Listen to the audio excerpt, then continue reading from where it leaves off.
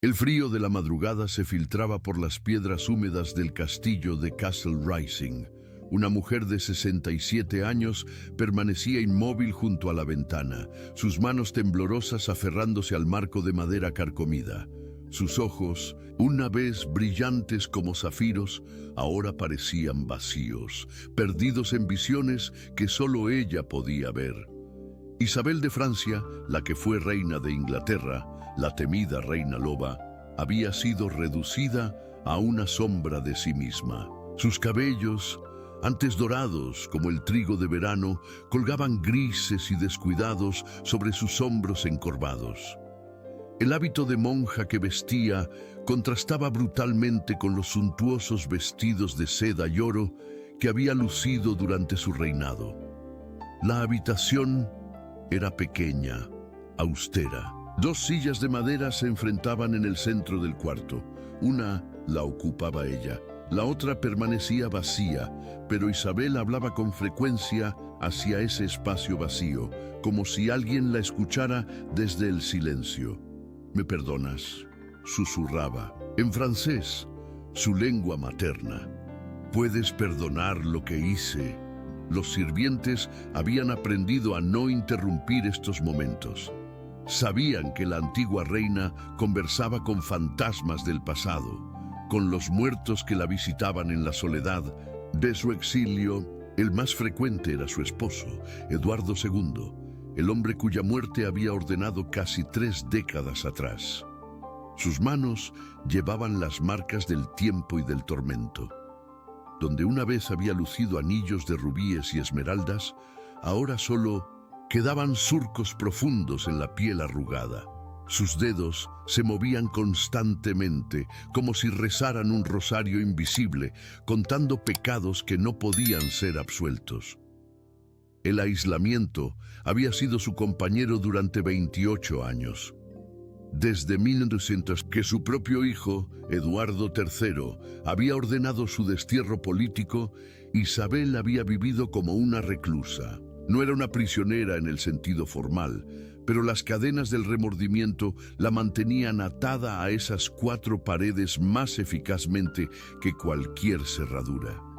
Durante las noches, los gritos la despertaban. Eran los mismos gritos que había escuchado aquella noche terrible en el castillo de Berkeley, cuando el tubo de metal incandescente había penetrado el cuerpo de su esposo. Los ecos de esa agonía la perseguían, rebotando en su mente como un eco eterno. Era necesario, se repetía, pero las palabras sonaban huecas incluso a sus propios oídos. La comida le llegaba 3 veces al día, pero apenas la tocaba. Su cuerpo se había vuelto frágil, casi transparente. Los huesos sobresalían bajo la piel pergaminada y cada movimiento le causaba dolor. Era como si su propio cuerpo la castigara por los crímenes de su alma. Los visitantes eran raros. Ocasionalmente, algún noble de la corte llegaba por cortesía, pero las conversaciones eran breves y tensas. Isabel ya no hablaba de política ni de poder. Sus palabras se perdían en divagaciones sobre el pasado, sobre decisiones que había tomado y las consecuencias que la habían llevado hasta allí. En los rincones de la habitación, las sombras parecían moverse con vida propia. Isabel las observaba con una mezcla de terror y fascinación, como si reconociera rostros familiares en esas formas oscuras. Hablaba con ellas, les pedía perdón, les suplicaba que la dejaran en paz. El espejo de su tocador había sido cubierto con un paño negro hacía años. No soportaba ver su reflejo, no podía enfrentar lo que había llegado a ser. La mujer que una vez había comandado ejércitos y derrocado reyes, ahora temía su propia imagen. Sus noches eran interminables. El sueño la eludía, y cuando finalmente llegaba, traía consigo pesadillas vividas. Revivía una y otra vez el momento de la invasión, la captura de Eduardo, la decisión que había cambiado todo. Despertaba gritando, empapada en sudor frío, con el sabor del miedo en la boca. La soledad era absoluta. Incluso cuando los sirvientes estaban presentes, Isabel se sentía completamente sola. Había construido muros tan altos alrededor de su corazón que ya no podía conectar con ningún ser humano. Solo los muertos le hacían compañía. Durante el día, permanecía horas frente a la ventana, observando el paisaje gris de Norfolk. Sus ojos buscaban algo en el horizonte, quizás una redención que nunca llegaría, quizás el perdón que había estado esperando toda su vida. El poder que una vez había poseído le parecía ahora un sueño lejano. Había sido reina, regente, la mujer más temida de Inglaterra. Ahora no era más que una anciana rota, consumida por la culpa y el arrepentimiento. ¿Cómo había llegado hasta allí? ¿Cómo la niña asustada que había llorado en su boda se había transformado en la reina loba? ¿En qué momento exacto había perdido su alma? Se esta historia te interesou, não esqueça de se inscrever no nosso canal e dar like. Diz, ¿de cuál cidade você está nos asistindo? Seguimos. Era el año 1308. El mundo medieval giraba en torno a alianzas sangrientas y matrimonios calculados. Francia e Inglaterra mantenían una guerra fría constante por el control de Gascuña, esa rica región que producía los mejores vinos de Europa. Los nobles vivían en castillos fortificados, siempre preparados para el siguiente conflicto, mientras los campesinos morían de hambre en los campos devastados por las constantes guerras. En este escenario brutal, las princesas nacían como monedas de cambio. Isabel de Francia, hija de Felipe IV, conocido como el Hermoso, no era una excepción. A los 7 años ya había sido prometida como esposa a Eduardo II de Inglaterra, un hombre que podría haber sido su padre. Felipe IV era un rey astuto y calculador. Había construido el poder francés sobre la base de alianzas matrimoniales, estratégicas y una diplomacia implacable. Para él, sus hijos eran herramientas de Estado, piezas en el gran tablero geopolítico europeo. Isabel era su carta más valiosa para neutralizar la amenaza inglesa. La corte francesa era un laberinto de intrigas donde cada sonrisa escondía una daga. Los nobles competían ferozmente por el favor real, tramando constantemente unos contra otros. En este ambiente venenoso, Isabel creció observando, aprendiendo las sutilezas del poder y la supervivencia política. Eduardo II de Inglaterra, por otro lado, era todo lo contrario de su futuro suegro. Alto apuesto y físicamente imponente, pero políticamente débil. Su reino estaba plagado de conflictos internos, nobles rebeldes y una economía en ruinas tras las costosas guerras de su padre, Eduardo I. Lo que más perturbaba a los varones ingleses era la obsesión del rey por sus favoritos masculinos. Primero había sido Piers Gaveston, un noble gascón que había llegado a Inglaterra como rehén y se había convertido en el confidente más íntimo del rey. Los rumores sobre la naturaleza exacta de su relación circulaban por toda Europa. El matrimonio entre Isabel y Eduardo se negoció como un tratado comercial. Francia cedería temporalmente sus reclamaciones sobre Gascuña. Inglaterra recibiría una princesa de sangre real que garantizaría la paz. Los términos fueron calculados hasta el último detalle, excepto por un factor que nadie consideró: los sentimientos de la niña que sería sacrificada. La ceremonia de matrimonio en Boulogne fue un espectáculo de poder medieval. Cientos de 1900 nobles de ambos reinos se congregaron para presenciar la unión que sellaría la alianza. Isabel, vestida con sedas doradas y joyas que pesaban más que su pequeño cuerpo, caminó hacia el altar como una muñeca viviente. Eduardo, con sus 23 años, era la imagen de la realeza. Su presencia física dominaba la catedral, pero sus ojos constantemente buscaban a Gaveston entre la multitud. Incluso en su propio matrimonio, el rey inglés no podía disimular dónde estaban realmente sus afectos.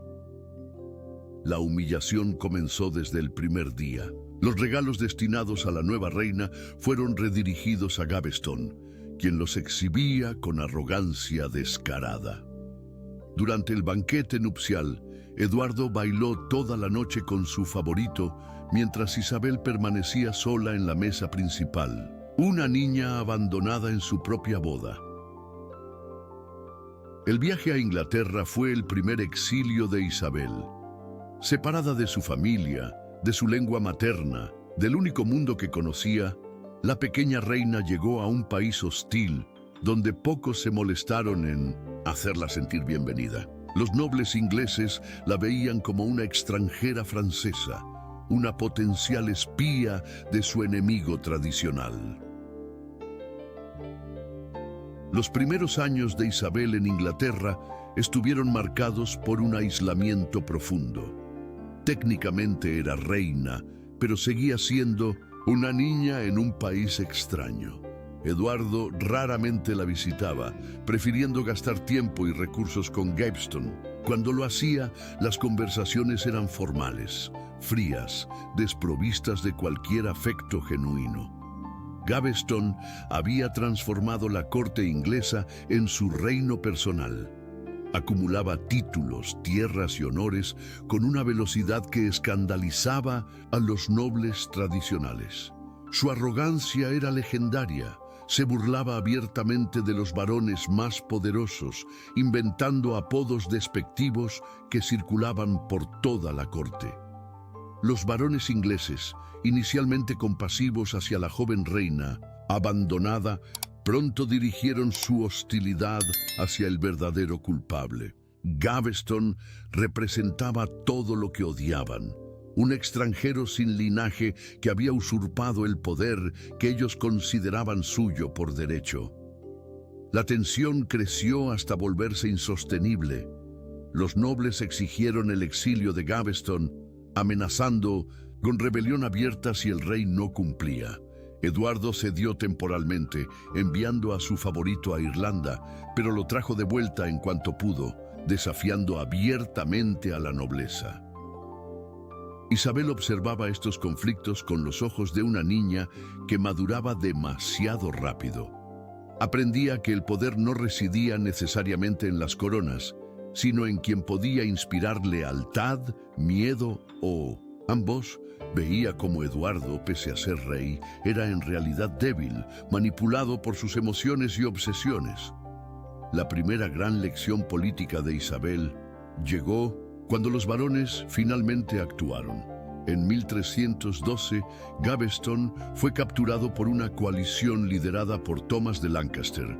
Sin juicio formal, fue llevado a una colina remota y decapitado como traidor. La reacción de Eduardo fue devastadora. Se encerró durante semanas, rechazando comida y compañía, llorando inconsolablemente por su favorito perdido. Isabel, ahora con 12 años, observaba la desesperación de su marido con una mezcla de confusión y una comprensión creciente de su propia posición precaria. Esta fue la primera gran conquista política que Isabel presenció: la eliminación de un obstáculo mediante la violencia coordinada. Los varones habían demostrado que incluso un rey podía ser desafiado cuando actuaban unidos. Era una lección que la joven reina nunca olvidaría. La muerte de Gaveston debería haber marcado un nuevo comienzo para el matrimonio real, pero Eduardo tenía una capacidad infinita para repetir sus errores. En lugar de volverse hacia su joven esposa, que ahora tenía edad suficiente para ser una verdadera reina, el rey encontró un nuevo favorito aún más peligroso que el anterior. Hugh Despenser el joven era todo lo que Gaveston había sido: pero amplificado, ambicioso, cruel y carente de cualquier escrúpulo. Rápidamente se aseguró el control sobre el inestable Eduardo. A diferencia del gascón ejecutado, Despenser tenía raíces profundas en la nobleza inglesa y una comprensión sofisticada de cómo acumular poder real. Para 1314, Isabel había cumplido 18 años y finalmente había consumado su matrimonio. Su primera función como reina reproductora se cumplió cuando dio a luz al futuro Eduardo III. El reino celebró la llegada del heredero, pero para Isabel, la maternidad trajo tanto alegría como una comprensión más profunda de su vulnerabilidad. Eduardo había demostrado que podía ignorar a su esposa durante años, pero ahora la necesitaba para asegurar la sucesión dinástica. Los siguientes años trajeron 3 hijos más, consolidando aparentemente la posición de Isabel en la corte. Sin embargo, cada embarazo la dejaba físicamente debilitada, mientras Despenser acumulaba cada vez más influencia sobre su marido. El verdadero carácter de Eduardo se reveló completamente en la desastrosa campaña de Escocia. Los escoceses, liderados por Robert Bruce, habían estado librando una guerra de independencia brutal contra el dominio inglés. Eduardo decidió aplastar definitivamente la rebelión con el ejército más grande que Inglaterra había reunido en décadas. La batalla de Bannockburn, en junio de 1314, se convirtió en una de las derrotas más humillantes de la historia militar inglesa. Eduardo había llevado más de 20.000 hombres contra los 8.000 escoceses de Bruce. Tenía todas las ventajas: superioridad numérica, mejor equipamiento, caballería pesada y arqueros galeses letales.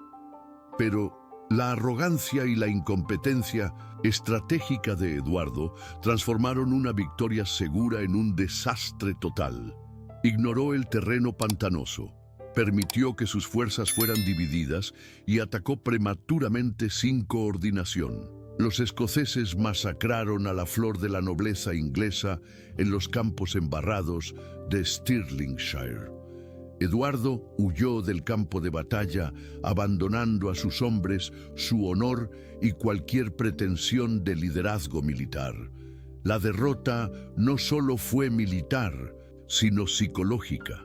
Un rey que huye en batalla pierde algo más que soldados, pierde la autoridad moral para gobernar. Isabel recibió las noticias del desastre con una mezcla de horror y cálculo frío. Su marido había demostrado ser no solo un mal rey, sino un cobarde. La nobleza inglesa, ya descontenta con su favoritismo hacia Despenser, ahora lo veía con desprecio abierto. Despenser aprovechó el caos post-Bannockburn para consolidar su poder. Mientras Eduardo se hundía en la depresión y la autocompasión, su favorito maniobró para controlar las finanzas reales, los nombramientos importantes y, crucialmente, el acceso al rey. Gradualmente se convirtió en el verdadero gobernante de Inglaterra. La primera traición real que Isabel experimentó vino de una fuente inesperada: su propia familia política. Los Despenser, padre e hijo, comenzaron una campaña sistemática para aislarla de cualquier influencia real. Interceptaban su correspondencia, limitaban sus movimientos y, más humillante aún, comenzaron a confiscar sus propiedades y rentas.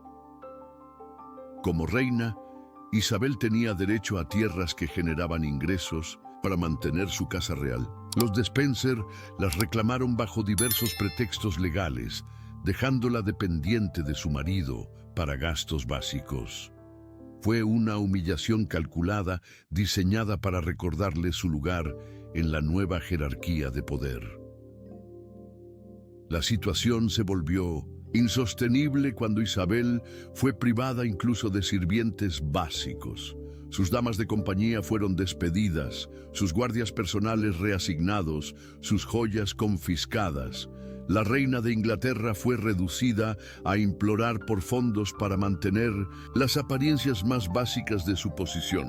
Esta degradación sistemática despertó algo primitivo en Isabel. La niña asustada que había llegado a Inglaterra se había transformado en una mujer que comprendía perfectamente las dinámicas del poder.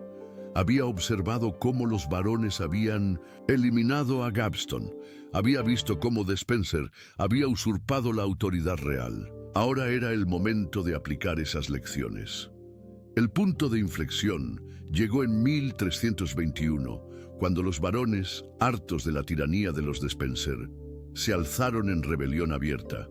Esta vez, Isabel no fue una observadora pasiva. Secretamente, comenzó a enviar mensajes a los líderes rebeldes, ofreciendo su apoyo a cualquier esfuerzo por limitar el poder de los favoritos reales. La guerra civil que siguió fue brutal y caótica. Los Despenser habían acumulado tantos enemigos que prácticamente toda la nobleza inglesa se unió contra ellos. Eduardo, forzado a elegir entre su reino y sus favoritos, temporalmente los exilió para apaciguar a los rebeldes. Pero como siempre, Eduardo era incapaz de mantener cualquier decisión política firme. En menos de un año, había traído de 1900 vuelta a los Despenser con un ejército de mercenarios extranjeros. La guerra civil se reanudó con una ferocidad renovada. Esta vez, los favoritos reales no se conformaron con la victoria. Ejecutaron a los líderes rebeldes con una crueldad que escandalizó incluso a una época acostumbrada a la violencia. Thomas de Lancaster, el mismo hombre que había ordenado la muerte de Gaveston, fue decapitado públicamente. Otros nobles fueron ahorcados, descuartizados o exiliados. Isabel observó estas ejecuciones con una fascinación morbosa. Veía cómo el poder absoluto corrompe, cómo la venganza genera más venganza, cómo la violencia se alimenta de sí misma. Pero también aprendía lecciones prácticas sobre el timing, la coalition building y la importancia de eliminar completamente a los enemigos. El reino había ganado una paz temporal, pero era la paz del terror. Los Despenser ahora controlaban Inglaterra con puño de hierro y cualquier oposición era aplastada sin misericordia. Eduardo había delegado efectivamente su poder real a hombres que no tenían legitimidad dinástica ni apoyo popular.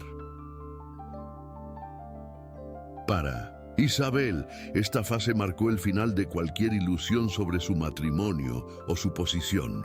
Ya no era una esposa esperando afecto, ni una reina esperando respeto. Era una prisionera dorada en su propia corte, despojada de dignidad, recursos y agencia. La transformación estaba completa. La niña que había llorado en su boda se había convertido en una mujer que entendía que la supervivencia requería más que paciencia. Requería astucia, aliados y, cuando fuera necesario, violencia. La guerra personal entre Isabel y los Despenser había comenzado, aunque ellos aún no lo sabían. La muerte de Gaveston debería haber marcado un nuevo comienzo para el matrimonio real, pero Eduardo tenía una capacidad infinita para repetir sus errores. En lugar de volverse hacia su joven esposa, que ahora tenía edad suficiente para ser una verdadera reina, el rey encontró un nuevo favorito, aún más peligroso que el anterior. Hugh Despenser, el joven, era todo lo que Gaveston había sido, pero amplificado. Ambicioso, cruel y carente de cualquier escrúpulo, rápidamente se aseguró el control sobre el inestable Eduardo. A diferencia del gascón ejecutado, Despenser tenía raíces profundas en la nobleza inglesa y una comprensión sofisticada de cómo acumular poder real. Para 1314, Isabel había cumplido 18 años y finalmente había consumado su matrimonio. Su primera función como reina reproductora se cumplió cuando dio a luz al futuro Eduardo III. El reino celebró la llegada del heredero, pero para Isabel, la maternidad trajo tanto alegría como una comprensión más profunda de su vulnerabilidad. Eduardo había demostrado que podía ignorar a su esposa durante años, pero ahora la necesitaba para asegurar la sucesión dinástica. Los siguientes años trajeron 3 hijos más, consolidando aparentemente la posición de Isabel en la corte. Sin embargo, cada embarazo la dejaba físicamente debilitada, mientras Despenser acumulaba cada vez más influencia sobre su marido. El verdadero carácter de Eduardo se reveló completamente en la desastrosa campaña de Escocia. Los escoceses, liderados por Robert Bruce, habían estado librando una guerra de independencia brutal contra el dominio inglés. Eduardo decidió aplastar definitivamente la rebelión con el ejército más grande que Inglaterra había reunido en décadas. La batalla de Bannockburn, en junio de 1314, se convirtió en una de las derrotas más humillantes de la historia militar inglesa. Eduardo había llevado más de 20.000 hombres contra los 8.000 escoceses de Bruce. Tenía todas las ventajas: superioridad numérica, mejor equipamiento, caballería pesada y arqueros galeses letales. Pero la arrogancia y la incompetencia estratégica de Eduardo transformaron una victoria segura en un desastre total. Ignoró el terreno pantanoso, permitió que sus fuerzas fueran divididas y atacó prematuramente sin coordinación. Los escoceses masacraron a la flor de la nobleza inglesa en los campos embarrados de Stirlingshire. Eduardo huyó del campo de batalla, abandonando a sus hombres, su honor y cualquier pretensión de liderazgo militar. La derrota no solo fue militar, sino psicológica. Un rey que huye en batalla pierde algo más que soldados, pierde la autoridad moral para gobernar. Isabel recibió las noticias del desastre con una mezcla de horror y cálculo frío. Su marido había demostrado ser no solo un mal rey, sino un cobarde. La nobleza inglesa, ya descontenta con su favoritismo hacia Despenser, ahora lo veía con desprecio abierto. Despenser aprovechó el caos post-Bannockburn para consolidar su poder. Mientras Eduardo se hundía en la depresión y la autocompasión, su favorito maniobró para controlar las finanzas reales, los nombramientos importantes y, crucialmente, el acceso al rey. Gradualmente, se convirtió en el verdadero gobernante de Inglaterra. La primera traición real que Isabel experimentó vino de una fuente inesperada: su propia familia política. Los Despenser, padre e hijo, comenzaron una campaña sistemática para aislarla de cualquier influencia real. Interceptaban su correspondencia, limitaban sus movimientos y, más humillante aún, comenzaron a confiscar sus propiedades y rentas. Como reina, Isabel tenía derecho a tierras que generaban ingresos para mantener su casa real. Los Despenser las reclamaron bajo diversos pretextos legales, dejándola dependiente de su marido para gastos básicos. Fue una humillación calculada, diseñada para recordarle su lugar en la nueva jerarquía de poder. La situación se volvió insostenible cuando Isabel fue privada incluso de sirvientes básicos. Sus damas de compañía fueron despedidas, sus guardias personales reasignados, sus joyas confiscadas. La reina de Inglaterra fue reducida a implorar por fondos para mantener las apariencias más básicas de su posición. Esta degradación sistemática despertó algo primitivo en Isabel. La niña asustada que había llegado a Inglaterra se había transformado en una mujer que comprendía perfectamente las dinámicas del poder. Había observado cómo los varones habían eliminado a Gaveston, Había visto cómo Despenser había usurpado la autoridad real. Ahora era el momento de aplicar esas lecciones. El punto de inflexión llegó en 1321 cuando los varones, hartos de la tiranía de los Despenser, se alzaron en rebelión abierta. Esta vez, Isabel no fue una observadora, pasiva. Secretamente, comenzó a enviar mensajes a los líderes rebeldes, ofreciendo su apoyo a cualquier esfuerzo por limitar el poder de los favoritos reales. La guerra civil que siguió fue brutal y caótica. Los Despenser habían acumulado tantos enemigos que prácticamente toda la nobleza inglesa se unió contra ellos. Eduardo, forzado a elegir entre su reino y sus favoritos, temporalmente los exilió para apaciguar a los rebeldes. Pero como siempre, Eduardo era incapaz de mantener cualquier decisión política firme. En menos de un año había traído de vuelta a los Despenser con un ejército de mercenarios extranjeros. La guerra civil se reanudó con una ferocidad renovada. Esta vez, los favoritos reales no se conformaron con la victoria. Ejecutaron a los líderes rebeldes con una crueldad que escandalizó incluso a una época acostumbrada a la violencia. Thomas de Lancaster, el mismo hombre que había ordenado la muerte de Gaveston, fue decapitado públicamente. Otros nobles fueron ahorcados, descuartizados o exiliados.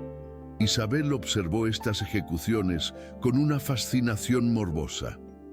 Veía cómo el poder absoluto corrompe, cómo la venganza genera más venganza, cómo la violencia se alimenta de sí misma. Pero también aprendía lecciones prácticas sobre el timing, la coalición building y la importancia de eliminar completamente a los enemigos. El reino había ganado una paz temporal, pero era la paz del terror. Los Despenser ahora controlaban Inglaterra con puño de hierro, y cualquier oposición era aplastada sin misericordia. Eduardo había delegado efectivamente su poder real a hombres que no tenían legitimidad dinástica ni apoyo popular. Para Isabel, esta fase marcó el final de cualquier ilusión sobre su matrimonio o su posición. Ya no era una esposa esperando afecto, ni una reina esperando respeto. Era una prisionera dorada en su propia corte, despojada de dignidad, recursos y agencia. La transformación estaba completa. La niña que había llorado en su boda se había convertido en una mujer que entendía que la supervivencia requería más que paciencia. Requería astucia, aliados y, cuando fuera necesario, violencia. La guerra personal entre Isabel y los Despenser había comenzado, aunque ellos aún no lo sabían. La muerte de Gaveston debería haber marcado un nuevo comienzo para el matrimonio real, pero Eduardo tenía una capacidad infinita para repetir sus errores. En lugar de volverse hacia su joven esposa, que ahora tenía edad suficiente para ser una verdadera reina, el rey encontró un nuevo favorito aún más peligroso que el anterior. Hugh Despenser. El joven era todo lo que Gaveston había sido, pero amplificado. Ambicioso, cruel y carente de cualquier escrúpulo, rápidamente se aseguró el control sobre el inestable Eduardo. A diferencia del gascón ejecutado, Despenser tenía raíces profundas en la nobleza inglesa y una comprensión sofisticada de cómo acumular poder real. Para 1314, Isabel había cumplido 18 años y finalmente había consumado su matrimonio. Su primera función como reina reproductora se cumplió cuando dio a luz al futuro Eduardo III. El reino celebró la llegada del heredero, pero para Isabel, la maternidad trajo tanto alegría como una comprensión más profunda de su vulnerabilidad. Eduardo había demostrado que podía ignorar a su esposa durante años, pero ahora la necesitaba para asegurar la sucesión dinástica. Los siguientes años trajeron 3 hijos más, consolidando aparentemente la posición de Isabel en la corte. Sin embargo, cada embarazo la dejaba físicamente debilitada mientras Despenser acumulaba cada vez más influencia sobre su marido. El verdadero carácter de Eduardo se reveló completamente en la desastrosa campaña de Escocia. Los escoceses, liderados por Robert Bruce, habían estado librando una guerra de independencia brutal contra el dominio inglés. Eduardo decidió aplastar definitivamente la rebelión con el ejército más grande que Inglaterra había reunido en décadas. La batalla de Bannockburn, en junio de 1314, se convirtió en una de las derrotas más humillantes de la historia militar inglesa. Eduardo había llevado más de 20.000 hombres contra los 8.000 escoceses de Bruce. Tenía todas las ventajas: superioridad numérica, mejor equipamiento, caballería pesada y arqueros galeses letales. Pero la arrogancia y la incompetencia estratégica de Eduardo transformaron una victoria segura en un desastre total. Ignoró el terreno pantanoso, permitió que sus fuerzas fueran divididas y atacó prematuramente sin coordinación. Los escoceses masacraron a la flor de la nobleza inglesa en los campos embarrados de Stirlingshire.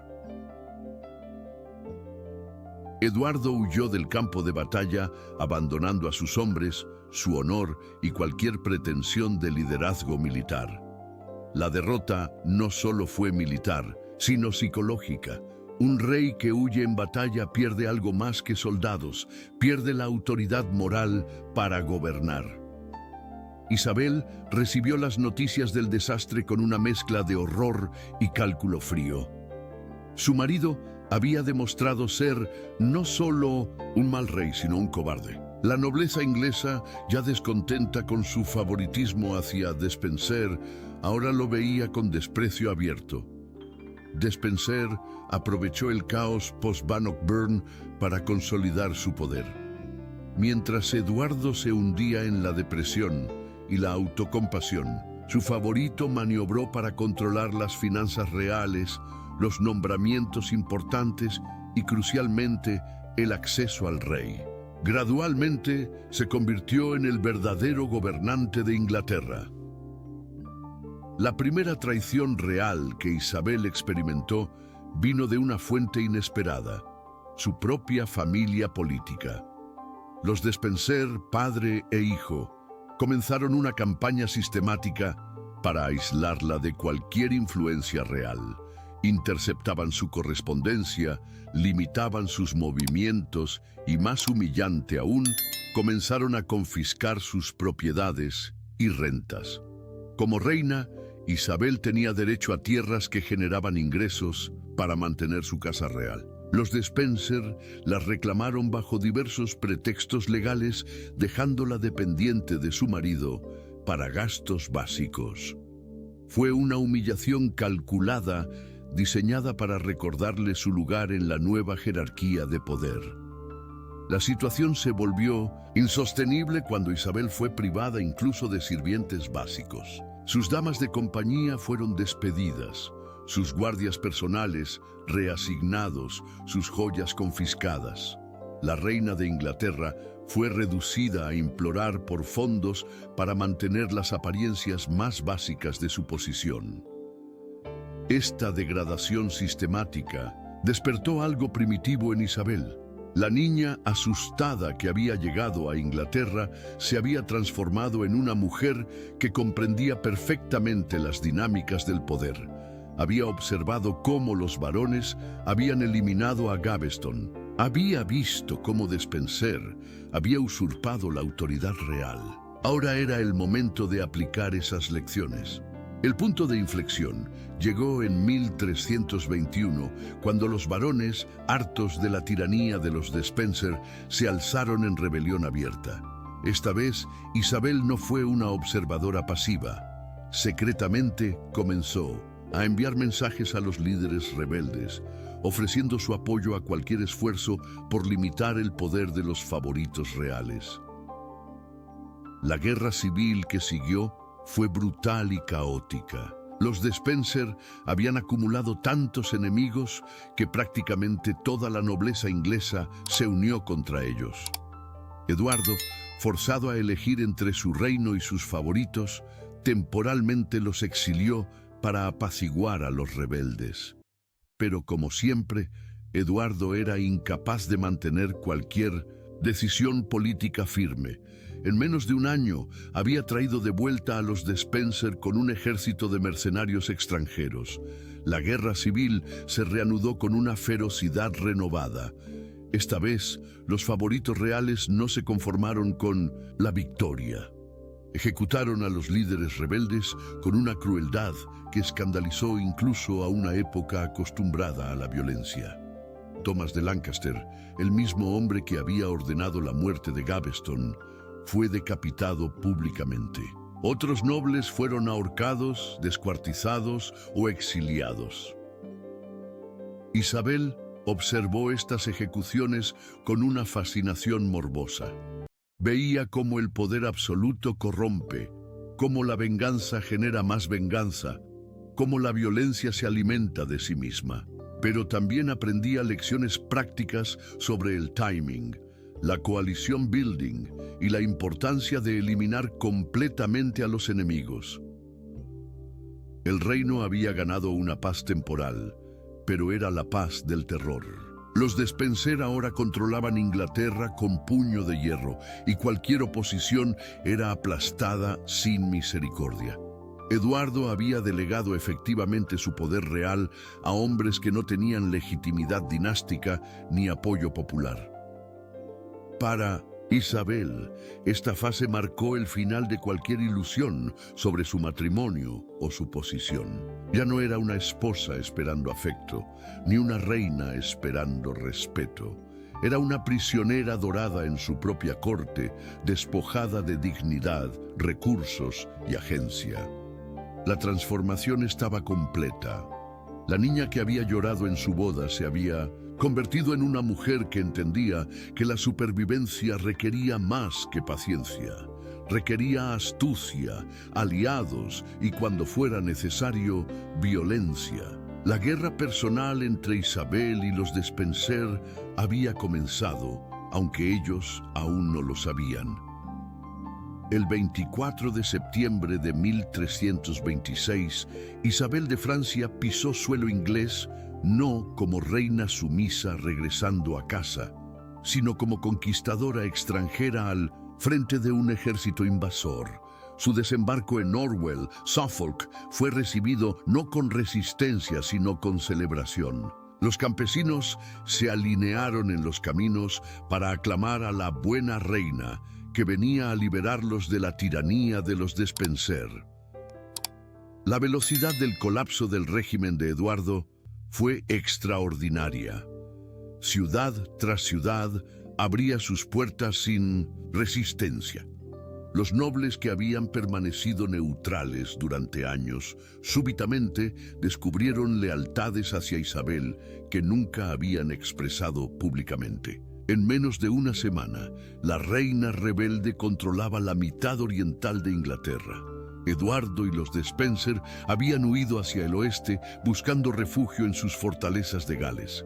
Pero incluso allí, el apoyo se desvanecía rápidamente.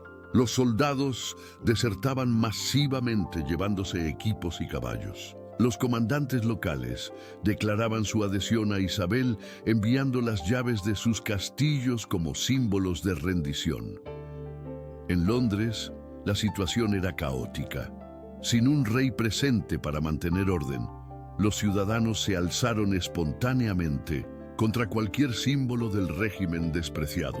Las mansiones de los aliados de los Despenser fueron saqueadas e incendiadas. Los registros fiscales fueron destruidos públicamente, mientras multitudes celebraban la destrucción de un sistema que los había oprimido durante años. El obispo de Exeter, Walter Stapledon, uno de los principales colaboradores de los Despenser, fue brutalmente asesinado por una turba londinense que lo encontró intentando huir de la ciudad. Su cabeza fue cortada y exhibida en una pica como advertencia a otros partidarios del régimen caído. La violencia popular había comenzado y nadie podía controlarla. Isabel llegó a Londres como libertadora triunfante. Las campanas de todas las iglesias repicaron durante horas mientras multitudes llenaban las calles gritando su nombre. El contraste con su primera llegada como niña novia 18 años antes no podría haber sido más dramático. Ahora era ella quien controlaba el destino del reino. La primera prioridad fue la captura de Eduardo y los Despenser. Mortimer organizó una persecución sistemática, enviando patrullas de caballería a través de todo Gales. Prometió enormes recompensas por información sobre el paradero de los fugitivos y la población local que había sufrido años de saqueos por parte de los favoritos reales. Colaboró entusiastamente. Hugh Despenser el Viejo fue capturado primero, encontrado escondido en una iglesia en Bristol. El anciano, que había acumulado inmensas riquezas saqueando el reino, fue arrastrado ante Isabel en cadenas. La reina, que una vez había implorado por dinero para gastos básicos, ahora decidía el destino del hombre que la había empobrecido sistemáticamente. El juicio de Despenser el Viejo fue una farsa legal diseñada para justificar una ejecución predeterminada. Fue acusado de traición, usurpación del poder real y corrupción de la justicia. Las evidencias eran abrumadoras, porque los crímenes habían sido cometidos abiertamente durante años.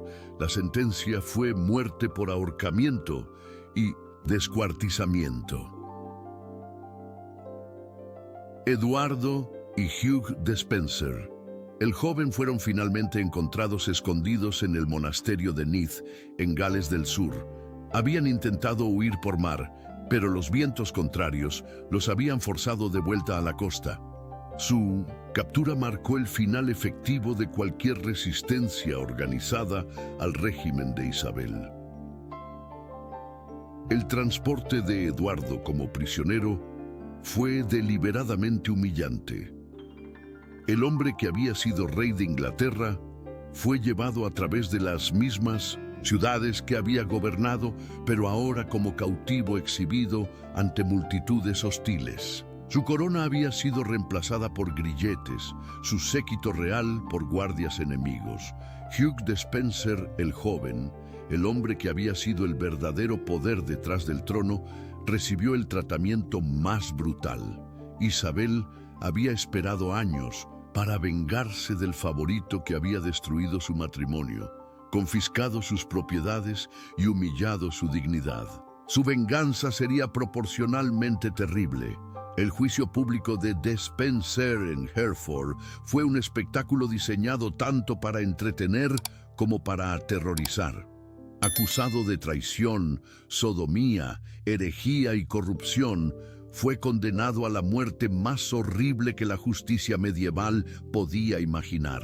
La sentencia especificaba que sería arrastrado por caballos, ahorcado hasta casi morir, castrado mientras vivía, destripado y finalmente decapitado. La ejecución se llevó a cabo ante una multitud de miles de personas que habían viajado desde toda Inglaterra para presenciar la caída del tirano. Despenser fue primero arrastrado atado a caballos a través de las calles de la ciudad. La turba lo apedreó y escupió, mientras su cuerpo era lacerado contra las piedras del pavimento. Después fue colgado en una horca tan alta que toda la multitud pudiera verlo claramente. Cuando comenzó a asfixiarse, fue bajado aún consciente y atado a una escalera de madera. Lo que siguió fue una demostración metódica de crueldad medieval que escandalizó incluso a observadores acostumbrados a la violencia. Sus genitales fueron cortados y quemados ante sus ojos mientras permanecía consciente. Sus entrañas fueron arrancadas lentamente y arrojadas al fuego. Solo cuando ya estaba prácticamente muerto por la pérdida de sangre y el shock, fue finalmente decapitado. Su cabeza fue enviada a Londres para ser exhibida en el puente de Londres como advertencia eterna. Isabel observó esta carnicería con satisfacción fría. La niña asustada que había llegado a Inglaterra como víctima, ahora controlaba el poder de vida y muerte sobre aquellos que la habían atormentado. Su transformación de cordero a loba estaba completa. Con los de Spencer eliminados, solo quedaba decidir el destino de Eduardo. El rey depuesto fue inicialmente tratado con relativa cortesía, confinado en el castillo de Kenilworth, bajo custodia de nobles leales a Isabel, pero su mera existencia representaba un problema político insoluble. Mientras Eduardo viviera, sería un punto natural de concentración para cualquier rebelión contra el nuevo régimen. Ya habían surgido rumores de conspiraciones para liberarlo y restaurarlo al trono. Isabel y Mortimer comprendieron que no habría paz verdadera hasta que el problema del ex-rey fuera resuelto permanentemente. La presión para eliminar a Eduardo se intensificó cuando se descubrieron varios complots para rescatarlo. La nobleza, que había apoyado la invasión de Isabel, comenzó a expresar inquietud sobre mantener vivo a un rey legítimo, pero depuesto. La solución lógica era obvia, aunque nadie quería articularla abiertamente. En enero de 1327, el Parlamento fue convocado para formalizar la abdicación de Eduardo en favor de su hijo, el joven Eduardo III. La ceremonia fue cuidadosamente orquestada para dar apariencia de legalidad a lo que esencialmente era un golpe de Estado. Eduardo, quebrado por meses de cautiverio, renunció formalmente a la corona, pero incluso después de la abdicación, Eduardo siguió siendo peligroso. Un ex-rey viviente era una amenaza constante a la estabilidad del nuevo régimen. Los intentos de rescate continuaron, forzando la decisión de transferirlo al más seguro y siniestro castillo de Berkeley, donde las opciones para visitantes o conspiradores serían severamente limitadas. Era allí, en las húmedas mazmorras de Berkeley, donde se escribiría el capítulo final y más oscuro de la venganza de Isabel. En la madrugada del 21 de septiembre de 1327, los gritos que resonaron desde el castillo de Berkeley fueron tan terribles que despertaron a toda la población local. Los aldeanos, acostumbrados a los sonidos normales de una fortaleza medieval, nunca habían escuchado nada semejante. Era el sonido de un hombre muriendo en agonía indescriptible, el último grito de Eduardo II de Inglaterra. Las circunstancias exactas de su muerte permanecen envueltas en misterio deliberado, pero la versión más aceptada involucra una crueldad que superaba incluso los estándares brutales de la época. Los asesinos, actuando bajo órdenes de Mortimer con el conocimiento tácito de Isabel, insertaron un tubo de metal incandescente en el ano del ex-rey. Este método bárbaro causaba daño interno fatal sin dejar marcas externas visibles. La elección del método no fue accidental. Pretendía ser tanto una ejecución como un mensaje simbólico. Eduardo había sido acusado de sodomía con sus favoritos masculinos y su muerte fue diseñada para reflejar irónicamente sus supuestos pecados sexuales. Era venganza psicológica además de física. Los gritos de Eduardo resonaron durante horas en la noche galesa, un testimonio final de su caída desde la gloria real hasta la humillación absoluta. El hombre que había preferido favoritos sobre su propia esposa, que había llevado Inglaterra a la derrota en Bannockburn, que había permitido que extraños usurparan su autoridad real, murió víctima de la venganza orquestada por la misma niña asustada que había despreciado durante tantos años. Con Eduardo muerto, Isabel y Mortimer gobernaron Inglaterra como regentes de facto en nombre del joven Eduardo III. Los amantes no hicieron esfuerzo alguno por ocultar su relación. viviendo abiertamente juntos en un lujo que escandalizaba incluso a una corte acostumbrada a excesos reales. Mortimer adoptó el título sin precedentes de Conde de March, posicionándose efectivamente por encima de todos los otros nobles del reino. Acumuló tierras confiscadas a las víctimas de su golpe, construyó una fortuna personal inmensa y se comportaba más como un rey que como un regente. Su arrogancia rivalizaba con la de los Despenser que había reemplazado. Los mismos varones que habían apoyado entusiastamente a Isabel contra Eduardo ahora se encontraban gobernados por un régimen aún más tiránico. Mortimer era más inteligente que los Despenser, pero igualmente rapaz. Las confiscaciones continuaron, los impuestos aumentaron y cualquier oposición era aplastada sin misericordia. Durante 3 años, la pareja mantuvo control absoluto sobre el reino. Isabel había finalmente alcanzado el poder que le había sido negado durante su matrimonio, pero descubrió que la victoria tenía un sabor amargo. El poder absoluto corrompe absolutamente, y la reina que había luchado contra la tiranía se había convertido en tirana. Sin embargo, Isabel había cometido el mismo error fatal que su difunto esposo: subestimar a la siguiente generación. Eduardo III, ahora adolescente, observaba con creciente resentimiento el comportamiento de su madre y su amante. El joven rey no había olvidado que su padre, independientemente de sus defectos, había sido humillado, depuesto y asesinado bajo las órdenes de su propia esposa. En octubre de 1330, Eduardo ejecutó un golpe de estado brillantemente planificado. Utilizando un pasaje secreto en el castillo de Nottingham, él y sus aliados invadieron los aposentos de Mortimer en medio de la noche. La resistencia fue mínima. Incluso los guardias leales a Mortimer reconocían la autoridad superior del rey, legítimo. Isabel, encontrada en camisón junto a su amante capturado, imploró desesperadamente por la vida de Mortimer. «Bello hijo, ten piedad del gentil Mortimer», gritó, pero sus súplicas fueron ignoradas. El hombre que había controlado Inglaterra durante 3 años fue arrestado como traidor común. El juicio de Mortimer fue tan sumario como los que él mismo había organizado. Acusado de usurpación del poder real, asesinato del rey anterior y tiranía sobre el reino, fue condenado a muerte por ahorcamiento.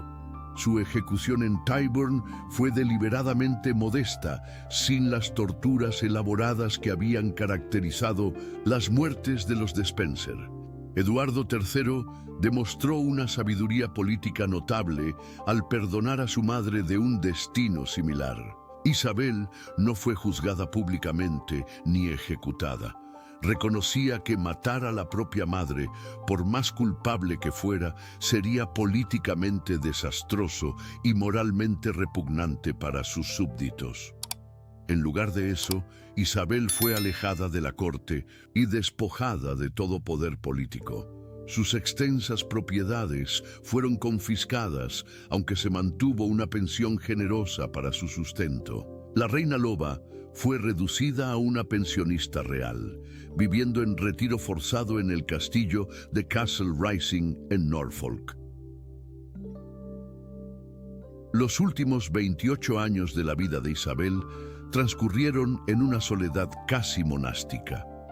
Algunos relatos sugieren que su mente eventualmente falló, atormentada por visiones del marido muerto y pesadillas sobre su complicidad en los horrores que había orquestado. Otros indican que encontró una paz tardía, dedicándose a obras de caridad y devoción religiosa. Los rumores sobre su estado mental circularon durante décadas.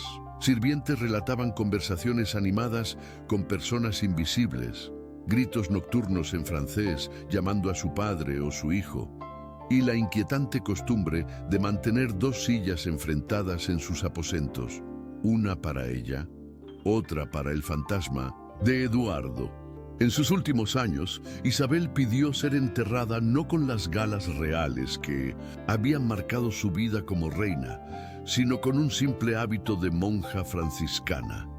Esta petición parecía un reconocimiento final de las consecuencias de sus elecciones, una búsqueda tardía de redención espiritual. Cuando murió en agosto de 1358, a los 67 años, Isabel fue enterrada según sus deseos, pero con una adición extraordinaria: el corazón de Eduardo II en un relicario sobre su pecho. Fue un gesto final de remordimiento o reconciliación simbólica con el hombre cuya muerte había ordenado 3 décadas antes. La historia de Isabel de Francia trasciende los límites de una simple biografía medieval para convertirse en una parábola sobre el poder, la venganza y la corrupción. Niña novia sacrificada en el altar de las alianzas diplomáticas, reina negligenciada y humillada, madre determinada a proteger a sus hijos, amante apasionada en busca de venganza, regente tiránica y, finalmente, penitente reclusa. Su transformación de víctima en vengadora refleja las realidades brutales del poder medieval y los costos devastadores de la ambición descontrolada. Más profundamente, expone la terrible vulnerabilidad de las mujeres, incluso en las posiciones más elevadas de la sociedad feudal. La ironía final de la vida de Isabel radica en que el sistema que la victimizó también creó las condiciones para su venganza. Las mismas estructuras patriarcales que la redujeron a moneda de cambio política también le proporcionaron las herramientas para destruir a quienes la habían oprimido. Hoy, en Castle Rising, visitantes relatan sensaciones inquietantes en las cámaras que Isabel habitó. Una presencia que parece observar desde las sombras, una figura femenina que aparece en las almenas durante tormentas, mirando hacia Londres como si aún contemplara el poder que una vez poseyó y perdió. La lección más perturbadora de su vida permanece vigente. Los monstruos que más tememos son frecuentemente creados por nuestras propias manos. Isabel no nació monstruo, fue moldeada por las crueldades de su tiempo. Y quizás ese sea su legado más duradero, la advertencia de que la víctima de hoy puede convertirse en el verdugo de mañana. Fin da historia.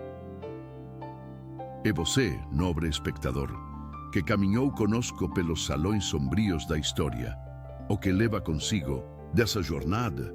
Se esta narrativa te tocou, inscreva-se no canal, deixe seu like e compartilhe com quem ama história viva e intensa. E não perca o próximo episódio. Falaremos sobre Rodrigo Borgia, a ascensão e queda do Papa mais controverso da história. Nos vemos lá.